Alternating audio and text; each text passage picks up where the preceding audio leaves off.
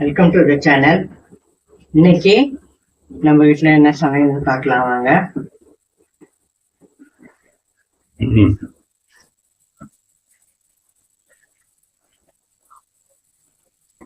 இது வந்து துவரம் பருப்பு ஒரு 3/4 அழகு போட்டிருக்கு, மஞ்சத்தூள், பெருங்காயம், காஞ்ச மிளகாய் ஒரு 3, பூண்டு ஒரு 4-5 பல்லு, கேரட் இது போட்டுருக்கு.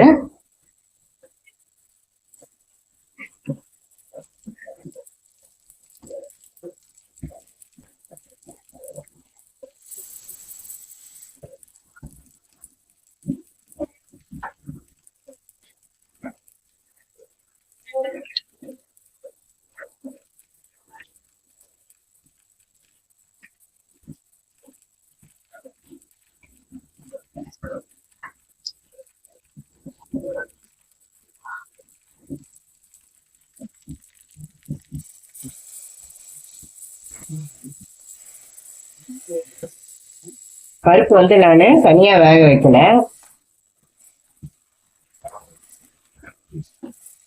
காயம் போட்டு இப்ப வந்து நம்ம ஸ்டவ்ல போட்டுக்கலாம். இது வந்து கடுகு, சீரகம், வெந்தயம் 3 வந்து தாளிச்சு கொட்டிருக்கேன். கழுவுனா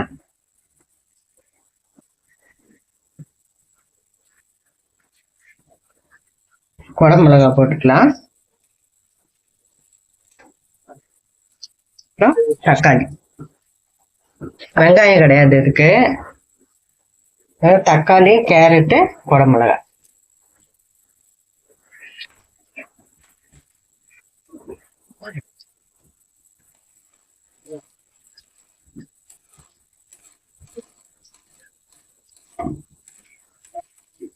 தக்காளி, கேரட்டு, குடமிளகா இது போட்டு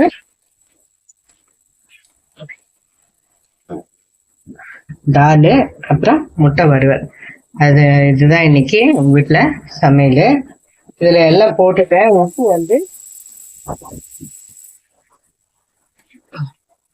உப்பு வந்து கடைசியில போட்டுக்கலாம், ஏன்னா எங்க தண்ணிக்கு வந்து பருப்பு வேகாது. அதனால வந்து நானே உப்பு முதல்ல போட மாட்டேன், மிச்சம் எல்லாம் போட்டுட்டேன். மஞ்சத்தூள், பெருங்காயம், தக்காளி, பூண்டு, காஞ்ச மிளகாய், குடமிளகாய், கேரட்டு எல்லாம் போட்டாச்சு. கடுகு, சீரகம் வந்து தாளிச்சு கொட்டிட்டேன். இப்போ மூடிட்டோம்னா வெயிட்டு போட்டுடலாம். மூடிட்டு வெயிட் போட்ட வேண்டியதுதான். இது வந்து அவங்க குக்கருக்கு எப்படி சவுண்டு வருதோ அந்த மாதிரி போட்டுக்கோங்க. இது ஒரு 4 சவுண்டு வரட்டும். இந்த பக்கம் முட்டை வந்து குக்கர்லேயே வச்சாச்சு. எப்பவுமே நாங்கள் இந்த குக்கரில் வச்சுட்டு முட்டையை வேக வச்சுட்டு அதுக்கப்புறம் வறுத்துடுவோம். இதுதான் இந்த சிம்பிள் சமையல் தான். முட்டை வறுக்கும் போது காட்டு. பருப்பு நல்லா வெந்து வந்துடுச்சு பாருங்கள், சூப்பராக. இப்போ வந்து நம்ம சால்ட்டு போட்டு தேவைக்கேற்ப டேஸ்ட்டுக்கேற்ப சால்ட்டு நான் ஒரு 1.5 டீஸ்பூன் போட்டிருக்கேன் சால்ட்டு. கடைசியாக கொத்தமல்லி போட்டு இறக்கிட வேண்டியதுதான். தால் ரெடி. பச்சை மிளகாய் வந்து சும்மா கட் பண்ணியிருக்கு முன்னாடி. இதை வந்து போட்டிங்கன்னா அதோடய ஃப்ளேவர் அப்படியே இறங்கி நல்லா சூப்பராக இருக்கும். கொஞ்சம் ஒரு 2 கொதி வந்ததும், ஏன்னா சால்ட்டு போட்டிருக்கோம், 2 கொதி வந்ததும் இறக்கிட வேண்டியது தான். சூப்பரான தால் ரெடி ஆயிடுச்சு. முட்டை வறுத்துக்கலாம். இது வந்து முட்டை வறுக்கிறதுக்கு ஒரு 2 பெரிய வெங்காயம், ஒரு 3 பெரிய தக்காளி தொக்கு மாதிரி பண்ணிக்கிறதுக்கு போய் சும்மா 1-2 அரைச்சிட்டு வந்து எண்ணெய் ஒரு 3 டீஸ்பூன் ஊற்றிருக்கேன். இப்போ நம்ம அரைச்சிட்டு வந்ததை போட்டுருக்கோம். இது தொக்கு மிச்சம் இருந்தால் நம்ம தோசைக்கு எது பண்ணாலும் தொட்டுக்கலாம். சப்பாத்தி வதங்கட்டும். வெங்காயம், தக்காளி வதங்கிச்சு. மஞ்சத்தூள், 1/2 டீஸ்பூனு, தனியாத்தூள் வந்து ஒரு 1.5 டீஸ்பூன் போட்டிருக்கேன். வெறும் மிளகாத்தூள் 1 டீஸ்பூன், சால்ட்,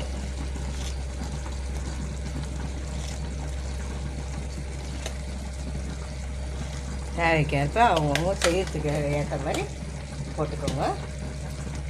இப்போ வந்து இதை நம்ம வந்து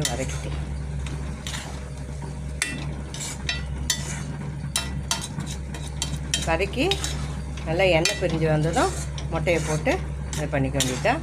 இங்கே உரித்து லேசாக மிளகாத்தூளும் உப்பும் போட்டு வச்சுக்க இதை வந்து போட்டுக்கலாம். தொக்கு நல்லா வதங்கி வந்துடுச்சு பாருங்கள், வதங்கி எண்ணெய் பிரிஞ்சு வந்துடுச்சு. இப்போது நம்ம முட்டையை போட்டு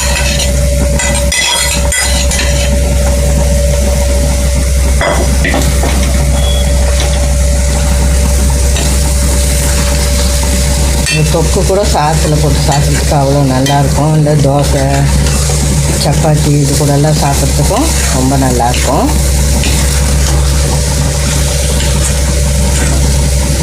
சும்மா கத்தியில் கூட ஒரு கோடு போட்டு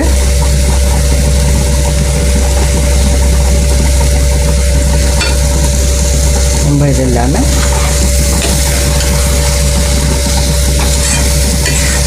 இதே குடமிளகா ஒரு துண்டு நின்று போச்சு, அதை போட்டிருக்காங்க. நல்லா வதக்கிட்டு சுருளாக வதக்கிடணும். நல்லா வதக்கிட்டா சூப்பராக இருக்கும். காம்பினேஷனு சூப்பரான காம்பினேஷனு.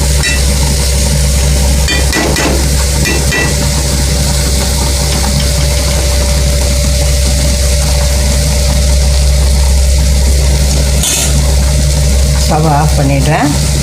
நல்லா வதங்கி வந்துச்சு, ஸ்டவ் ஆஃப் பண்ணிடலாம். இப்போ நம்ம வீட்டு சாப்பாடு என்னன்னு பார்க்கலாம். ரைஸ் குக்கரில் இந்த மாதிரி உள்ளே ஏன் பாத்திரம் வைக்கிறீங்கன்னு கேட்டிங்கன்னா, இது வந்து வெறும் சாதம் வைக்கிறதுக்கு மட்டும்தான் இந்த பாத்திரம். அதனால் இது உள்ளே வந்து ஒரு 3 அழகு வச்சோம்னா கூட நல்லா அடி பிடிக்காமல் இந்த பாத்திரத்துலேயே இதுவாகிடும். உள்ளே இருக்க தண்ணி மட்டும் பார்த்துட்டா போதும்.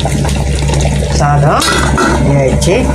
அப்புறம் ரசம், ஓகே,